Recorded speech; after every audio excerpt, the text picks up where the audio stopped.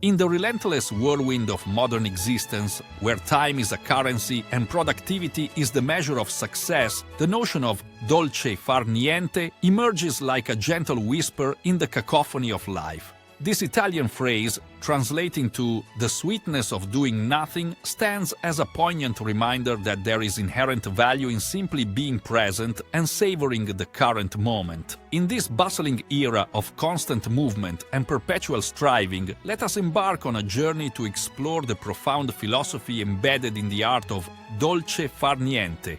Our world applauds the hustlers, the go-getters, and the tireless strivers. We live in an age where success is synonymous with perpetual motion and unceasing productivity.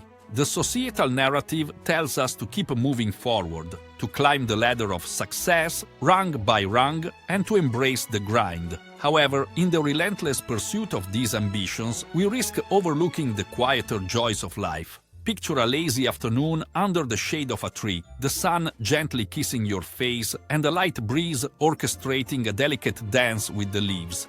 In these moments of dolce far niente, there is no agenda, no to-do list, and no pressure to achieve. It is a celebration of the present, an acknowledgement that the time spent in repose is not time wasted, but rather time invested in the art of simply being.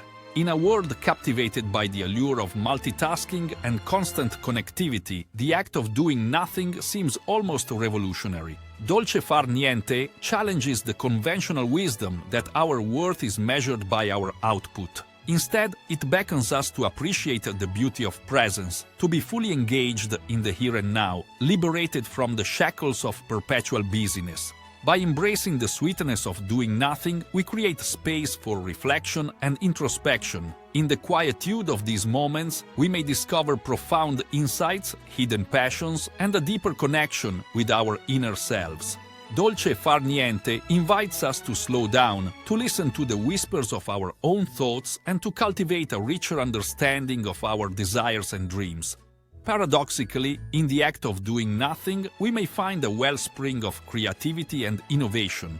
The mind, unburdened by the constant demands of productivity, is free to wander and explore new realms of thought.